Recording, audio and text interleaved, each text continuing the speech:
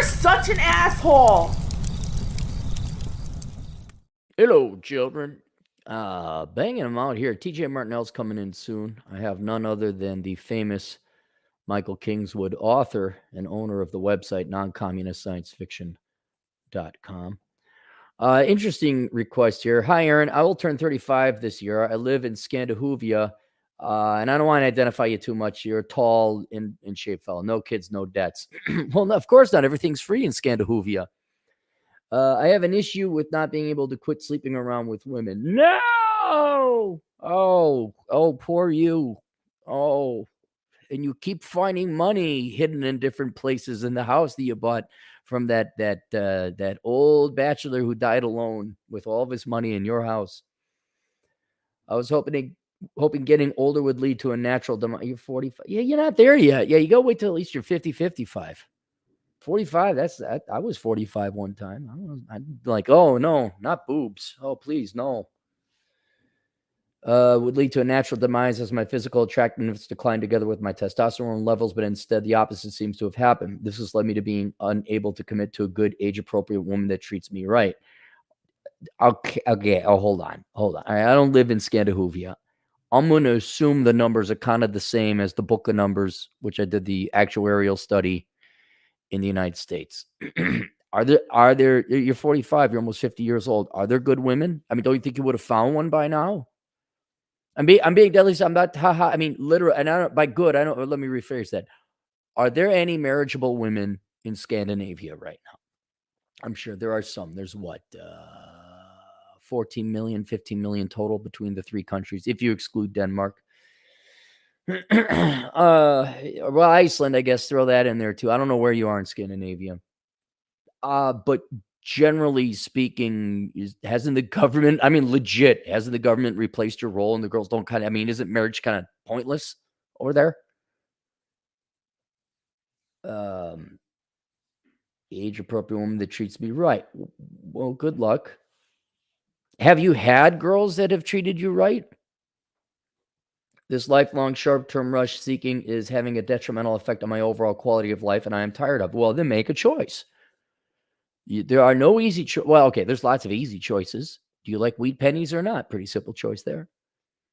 But yeah, you can't be philandering about if you're going to get married and settle down and have kids.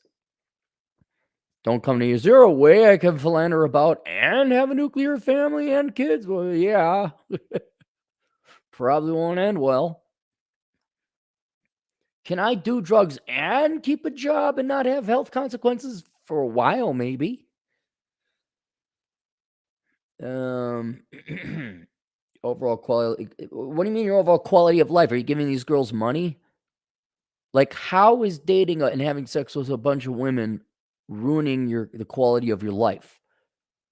I know that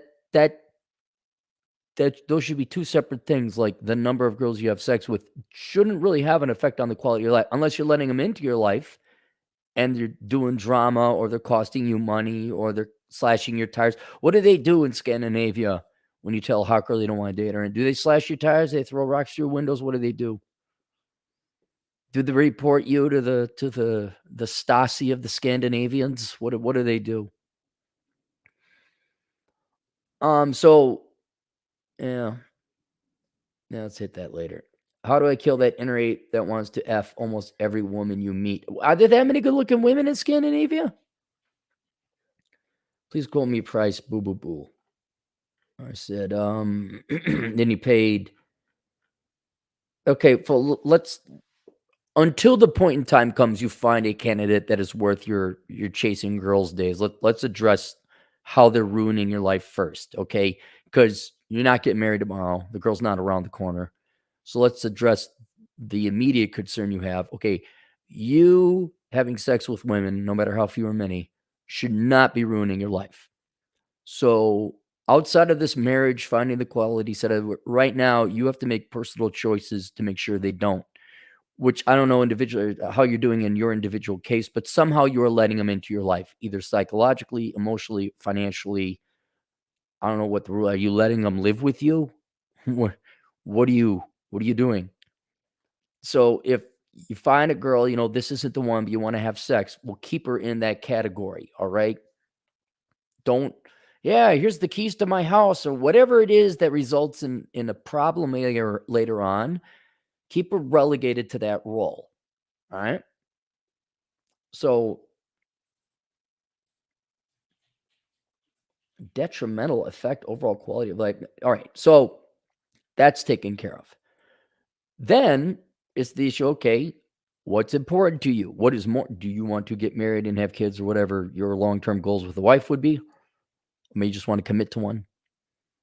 Um, or is it more important that you sleep around with a bunch of girls? And keep in mind, it could just be novelty. That the answer to that can change. Like, okay, yeah, after you had some girl over at your place, man, it would be nice to have a girl that, I don't know, doesn't vote communism all the time. And then but then if you were to like get with a steady girl, then like, oh man, I really miss the swinging days. That's gonna happen. When you're in, you want out. When you're out, you want in. It's the your opportunity cost of the foregone choice, the choice you gave up because it was the lesser of the two.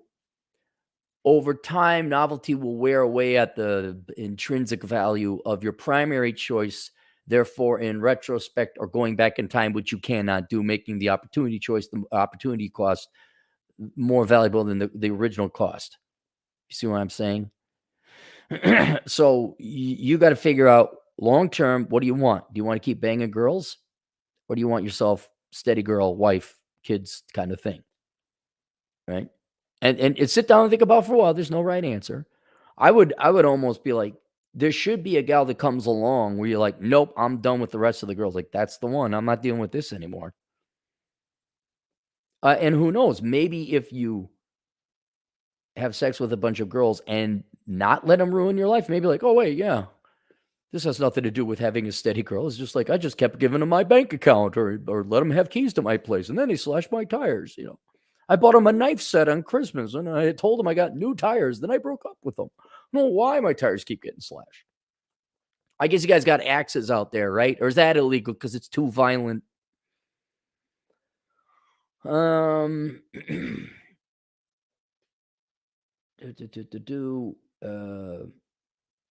yeah. So you're gonna have to do a little soul searching for. I can't answer it for you. I would almost wait until the girl's like, holy cow, this is the one. Like where it wouldn't be that hard of a choice. But here's another thing. You like, how do I? Where is it? How do I kill that inner ape? You don't.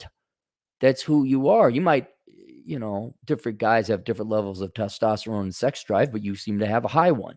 Actually, it sounds pretty normal, frankly, for a 45-year-old. You're not dead yet. It will go down over time. Go get your teeth checked out.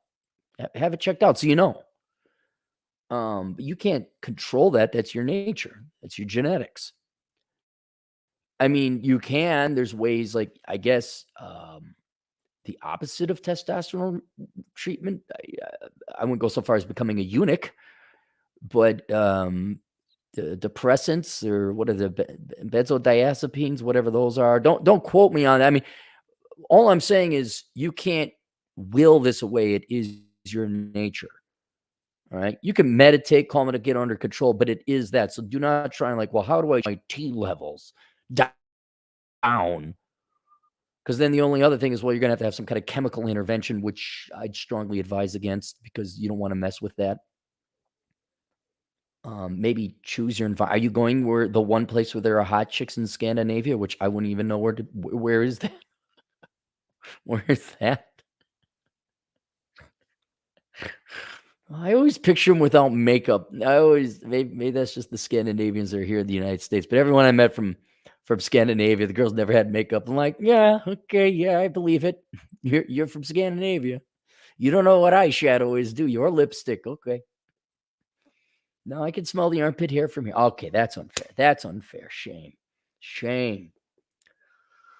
So I would not try and fight, it's like me fighting having brown eyes. It's stupid to fight that. So maybe choose to go where there aren't hot chicks. Find other things that are more entertaining in life. Make the wise choices of not having girls that are going to stab you later or break windows. Do some soul searching. But honestly, it's almost like the gal's responsibility to unplug you from that. Like, wow, holy cow! I'm just you wear eyeshadow and you have lipstick on and you don't vote for the Communist Party. You have a STEM degree. Wow, tell me more. And she should kind of like make the but yeah, you're fighting against your nature. I don't know. Have you ever thought about just like abstaining, treating it like a drug? Go 2 months without it. You're not hitting on any girls. You're not making out with any. None of that. Just 2 months without. Go through a withdrawal period and then see if you could achieve a new normal.